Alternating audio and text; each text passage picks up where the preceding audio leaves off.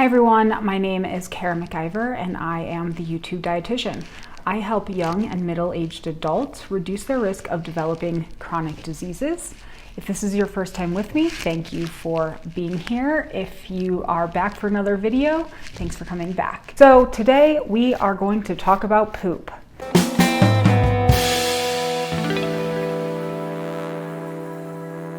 As a registered dietitian, I, of course, care a lot about what you are eating and what types of things are going in, but it is also important to me to understand what is coming out after you have eaten. To you, it might seem gross, it might seem like an overshare, you may not want to talk about it with a physician or a registered dietitian or anyone at all. But to me, as a healthcare professional, it's just data and it gives me more information about what might be going on with you. And you know, the more I know about your poops, the more I can understand about your nutrition and how your body is functioning and how to potentially help you feel your best. So fecal matter or poop is really what's left of the food that you have eaten that hasn't been digested. So it can be made up of most of the food that you eat, but typically it's some combination of carbohydrates that are left over that go undigested. This isn't necessarily a bad thing, and some water, and then some other remnants of the food that you eat that, as I said, did not get fully digested between your stomach, your small intestine, and your large intestine. So before we get into talking about the different types of poop we are going to talk about what is normal in terms of frequency when it comes to bowel movements. The first thing to know is that regular or regularity when it comes to frequency of bowel movements can range from 1 to 3 movements per day every 1 to 3 days. So if you fall somewhere in that category where you have a regular bowel movement most days, that is all pretty normal. Now, you know yourself best and you want to be able to kind of count on those bowel movements, right? So there is actually something called the Bristol Stool chart, which was created to give us a visual representation of the spectrum of bowel movements that you might be having. So I am going to put that up here, and we are going to actually talk about what the different types of poop really might be trying to tell you. So you can see on this chart, there are 7 different types. The first type and the second type are considered constipation or a little bit too dry. I don't think I need to describe them in detail. You can see the visuals here, but if you are experiencing poops like this, then your transit time is probably a little bit too slow. And when I say transit time, I mean the time it takes from something you put in your digestive tract to come all the way out of your digestive tract. Now, if you are not quite sure what your transit time is, honestly, one of the best ways to calculate your transit time right at home with no special equipment is to eat some corn. We don't digest the outside kernel of corn, and so we can recognize it pretty clearly when it comes out, and that can help us understand our personal transit time. But also, if you're just generally seeing poops that look like number 1 or number 2 on this scale, we are pretty confident that you are moving things through your digestive tract just a little bit too slowly, which gives your colon too much time to pull the water out of your digestive mass. If you are experiencing type 1 or type 2 bowel movements most often, then there are a couple of things that you can do to move things a little bit more quickly through your digestive tract. Oftentimes we talk about fiber. Specifically, soluble fiber is going to help things move a little bit faster.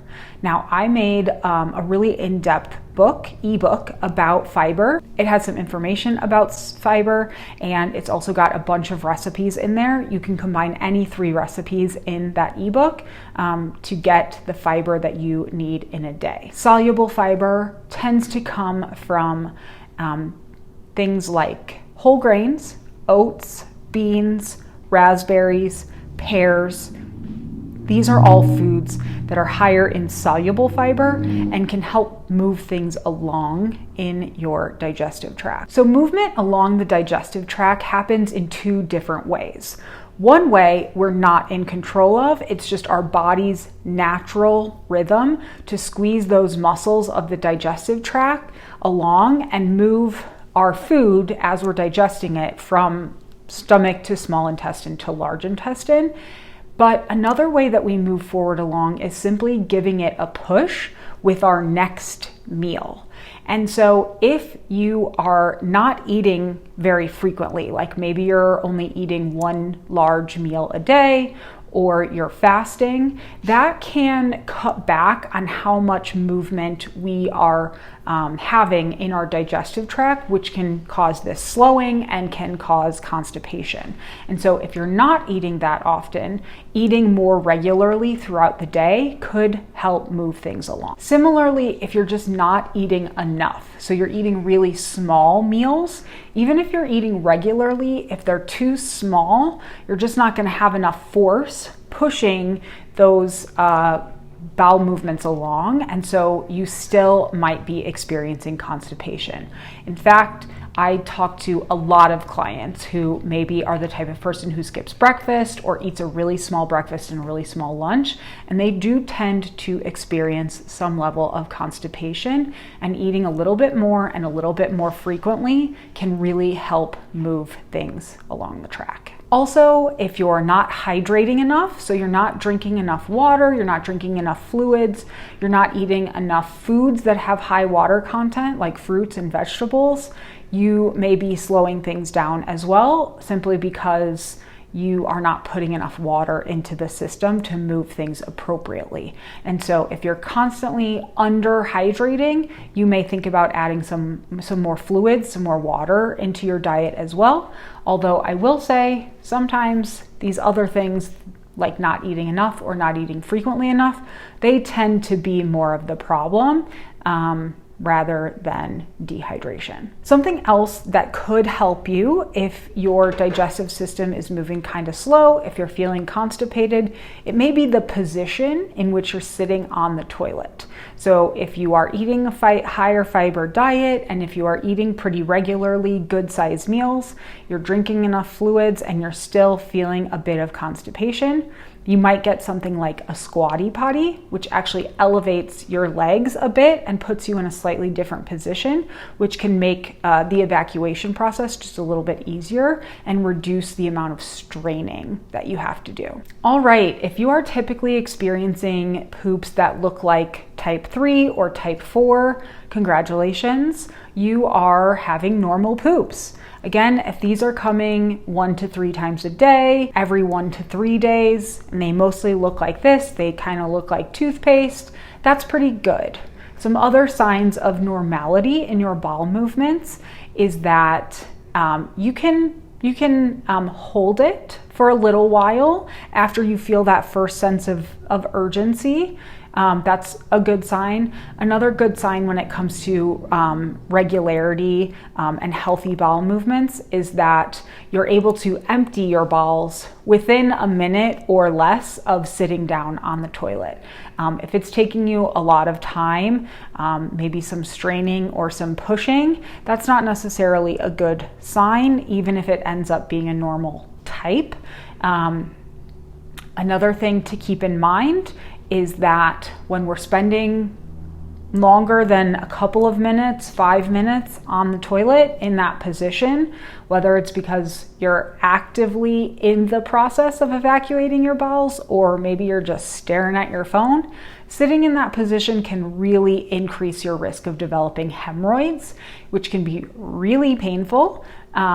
So I don't recommend, even if you are having normal, regular poops, spending, a long amount of time just sitting on the toilet. Now, if you are experiencing type 5, 6, or 7 poops with any regularity, this really means that things are moving through your digestive tract too quickly and you are not giving your body enough time to extract the water from your fecal matter while it's in the large intestine. Something that can really help if you are having 5, 6, or 7 type poops, once again, is fiber, but it's actually the other type of fiber. So you would want to add in insoluble fiber if you are experiencing more loose stool. Insoluble fiber is going to come from foods that have hard cell walls, like vegetables, nuts, seeds, beans, and some legumes. Those are going to stay more intact as they move through your digestive tract,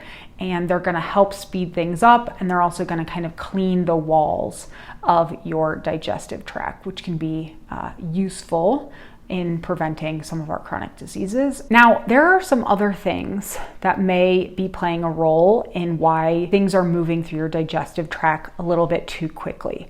One of the most common is caffeine. So if you are over consuming caffeine, even just over consuming for you, that can play a role in how quickly those muscles move along our digestive tract and can speed things up too much and can cause some of this looseness or wateriness because we're just not giving ourselves enough time, as caffeine kind of speeds everything up in our bodies. So if you are experiencing a bit of diarrhea, then you may want to cut back on the caffeine. Now, if you need caffeine to experience a bowel movement, you are probably not eating enough or not eating enough fiber foods. And so that may also be a contributing factor to this irregularity in your bowel movement pattern. Something else that can cause diarrhea is sugar alternatives or non-nutritive sweeteners, all of those 0-calorie sugar-free sweeteners.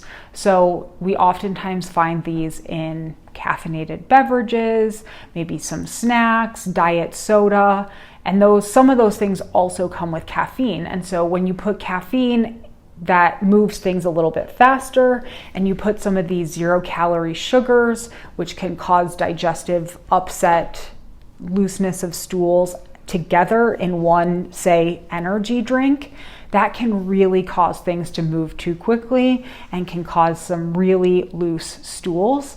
And so if you are experiencing diarrhea fairly regularly and you are also fairly regularly drinking diet caffeinated beverages, those two things are probably connected. Another thing that can really cause the digestive tract to move too quickly is alcohol, and that is because your body is trying to rid itself of that alcohol as quickly as possible, and it can really speed things up, especially if you are combining alcohol with caffeine. Something like an espresso martini could really be wreaking havoc on your digestive system, or something like a low-calorie alcohol beverage like a seltzer. Those things where you're combining alcohol and either 0-calorie sweeteners or caffeine, those things in combination can really cause issues with your digestive system. So if you're the type of person who starts the day with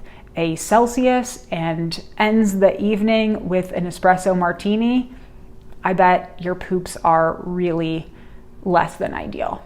Another thing that can cause diarrhea more often than constipation, although they both can occur, is a food intolerance. So if you find that you are specifically having type 1, type 2, or type 5 through 6 bowel movements after you eat a specific food pretty regularly, you may have an allergy or an intolerance to that food. And one more thing to be aware of is if your poop is floating. Typically, again, what is normal, what is regular for most folks, is for our poop to be fairly dense and sinking to the bottom of that toilet bowl. If it's a ghost poop and it just goes away, that's also just fine. But if you find pretty frequently that your poops actually float to the top of the water in your toilet, that can be a sign that you are not properly digesting fat. So just like oil and water won't combine when you make a salad dressing, if your poop has a high amount of fat left in it after it should have been digested, then it's actually going to float to the surface of your toilet bowl water, and that isn't necessarily good. So when you have undigested fat in your stool, that is referred to as steatorrhea.